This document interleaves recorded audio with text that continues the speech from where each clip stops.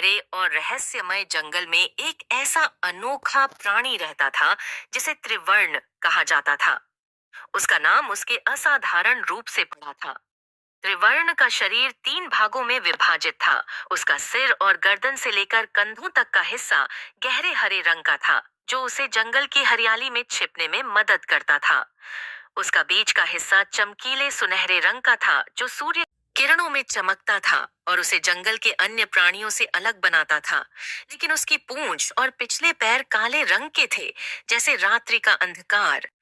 त्रिवर्ण का यह अनोखा रंग संयोजन ही उसे दूसरों से अलग करता था, लेकिन उसकी असली पहचान उसकी जादुई शक्तियों में छिपी थी। त्रिवर्ण कोई साधारण प्राणी नहीं था। उसे जंगल के देवताओं से एक दिव्य आशीर्वाद मिला था, जिससे वह समय में यात्रा कर सकता था। ये तो अतीत में जा सकता था और चाहे तो भविष्य में। लेकिन यह शक्ति असीमित नहीं थी। त्रिवर्ण को केवल एक ही अवसर मिलता था। वह केवल एक बार समय में यात्रा कर सकता था, और वह भी कुछ ही पलों के लिए। इस शक्ति का सही उपयोग करना जरूरी था, क्योंकि अगर त्रिवर्ण ने एक भी गलती की तो जंगल का भविष्य हमेशा के लिए बदल सकता था। त्रिवर्ण अपनी बुद्धिमानी और शक्ति के कारण जंगल के सबसे पुराने और समझदार प्राणियों में से एक माना जाता था। जंगल के सभी जानवर उसकी इज्जत करते थे, क्योंकि उसने कई बार संकट के समय पर जंगल को बचाया था। लेकिन एक दिन जंगल पर एक बड़ा संकट आ गया। जंगल के बाहरी हिस्से में रहने वाले इंसान अब जंगल के अंदर घुसने लगे थे, बड़े बड़े पेड़ों को काट रहे थे और उनकी नजरें जंगल के भीतर छिपे खजानों पर थीं। यह पेड़ कोई साधारण पेड़ नहीं थे। इन पेड़ों की जड़ें जंगल के संतुलन को बनाए रखती थीं। कहा जाता था कि ये पेड़ जंगल का दिल थे, और अगर इन्हें काटा गया तो पूरा जंगल सूख जाएगा और खत्म हो जाएगा। जब त्रिवर्ण को इस बात का पता चला तो वह बहुत चिंतित हो गया। उसे पता था कि यह सिर्फ एक साधारण लड़ाई नहीं थी, यह पूरे जंगल के असली लड़ाई थी। त्रिवर्ण के पास केवल एक ही विकल्प था। उसे अपनी काल यात्रा की शक्ति का इस्तेमाल करना था। लेकिन सवाल यह था कि वह अतीत में जाकर उन घटनाओं को रोके जो इस स्थिति तक ले गईं, या भविष्य में जाकर इंसानों के इरादों को समझे, ताकि सही समय पर उन पर हमला किया जा सके। ना था कि इंसान इस जंगल को तबाह करने पर क्यों आमादा थे। जब वह अतीत में पहुंचा तो उसने देखा कि पहले इंसान जंगल का सम्मान करते थे। वे केवल उतना ही लेते थे जितनी उन्हें आवश्यकता होती थी। लेकिन समय के साथ उनकी इच्छाएं बढ़ने लगीं। लालच ने उनके दिलों पर कब्जा कर लिया, और अब वे जंगल साधन के रूप में देखते थे, जिससे वे धन और संसाधन प्राप्त कर सकें। त्रिवर्ण ने महसूस किया कि इंसान के इस लालच ने जंगल की इस स्थिति को जन्म दिया था। अतीत से लौटने के बाद त्रिवर्ण ने जंगल के सभी जानवरों को इकट्ठा किया।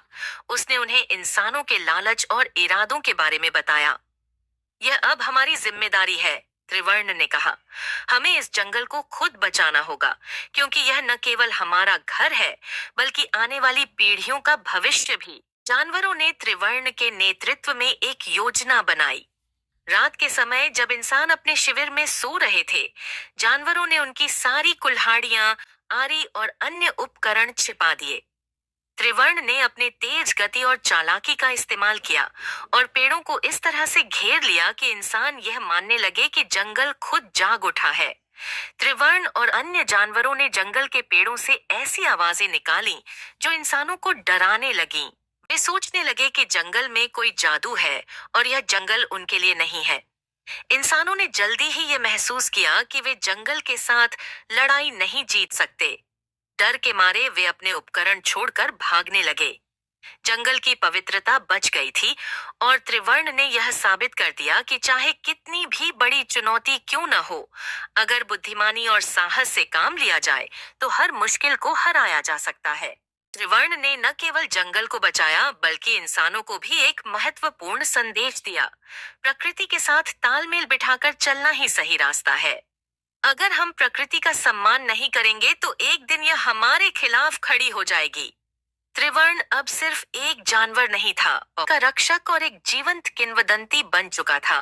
उसकी कहानी जंगल के हर कोने में गूंजने लगी, और उसने जानवरों को यह विश्वास दिलाया कि जब तक वह है, जंगल सुरक्षित रहेगा। इस प्रकार त्रिवर्ण ने अपनी काल यात्रा की शक्ति और अपनी बुद्धिमानी का इस्तेमाल करके न केवल जंगल को विनाश से बचाया, बल्कि आने वाली पीढ़ियों के लिए एक नई आशा भी जगा दी।